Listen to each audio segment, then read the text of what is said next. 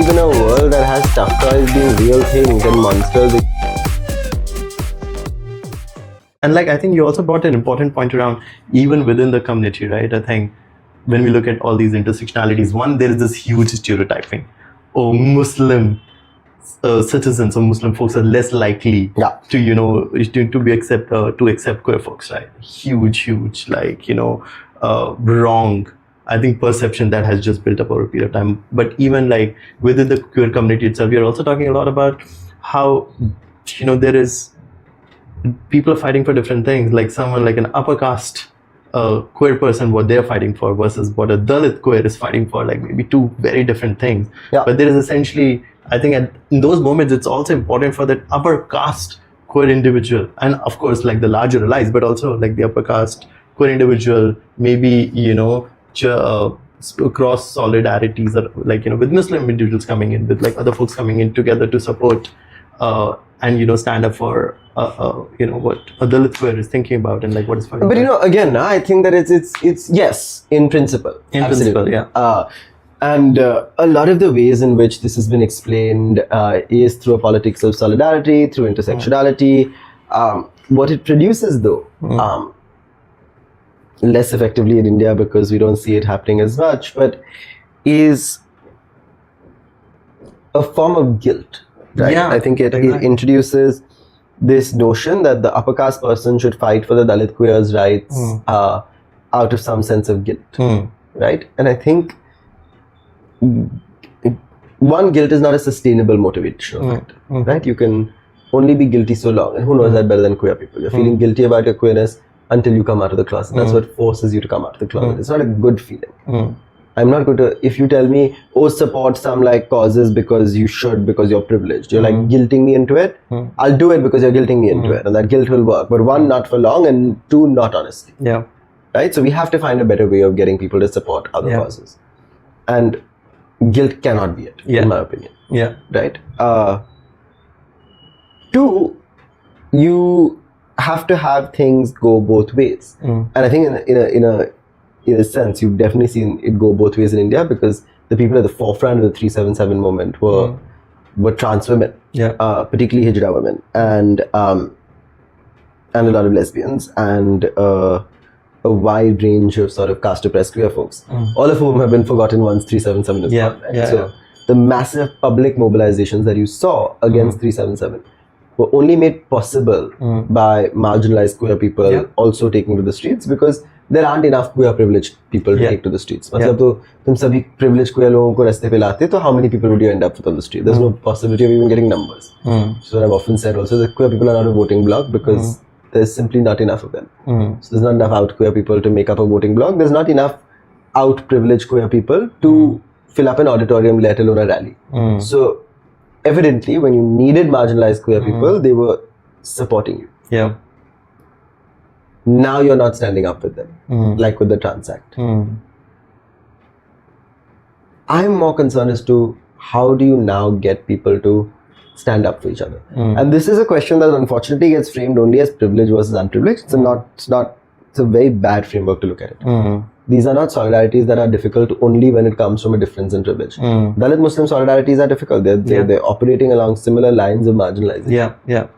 Right? And in some cases, one is more privileged than the other, etc., etc. But of course, now sort of upper caste Muslim versus Dalit solidarity is different. But even within sort of like caste oppressed Muslims and Dalits, there is difficulty in crafting solidarity. Yeah. Right? Even within queer communities, where one might argue that privilege is almost similar, there's a difficulty in crafting solidarities. Yeah. Right? Between we've seen this happen extraordinarily in the case of cis women and trans women being in solidarity with each other. This is a problem in the queer community as well, where a lot of lesbian women are not in solidarity with trans women, right? And that's a serious problem. And you can't operate in the same sort of level of one is more privileged, one is less privileged. That's why there is no solidarity logic there as well.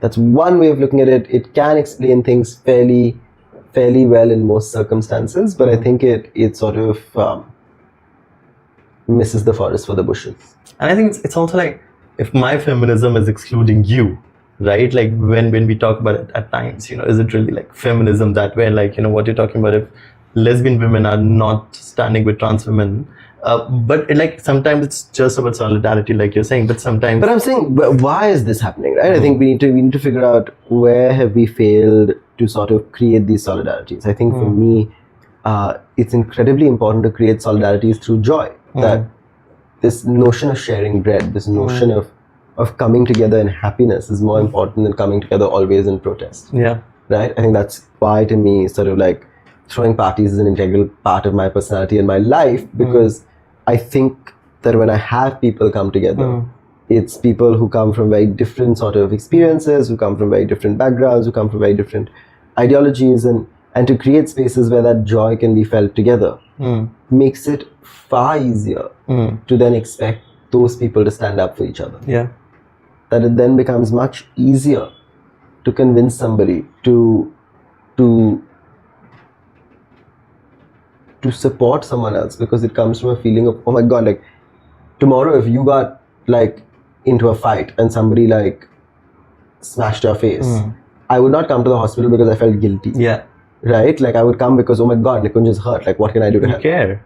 Exactly. I care, yeah. So politics of care is far more important and far more difficult to build. Like no 100%. chance. Politics of guilt is much easier. And also like there's just so many things, so many issues, so many like Exactly. You have to build a politics we have of to care. pick. No, you have to build a politics of care so that you can allow people to show up when it matters most effectively. When you create a politics of guilt, you throw open the doors for performative activism.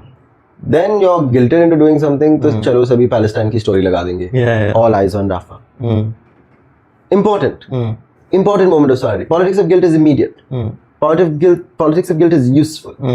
When it results in an action where Netanyahu knows that he can't bomb Rafah because X million people have vocally supported sort of justice for those in Rafah, useful, not sustainable. Yeah. How many of those people are going to care about Palestine 1 week later?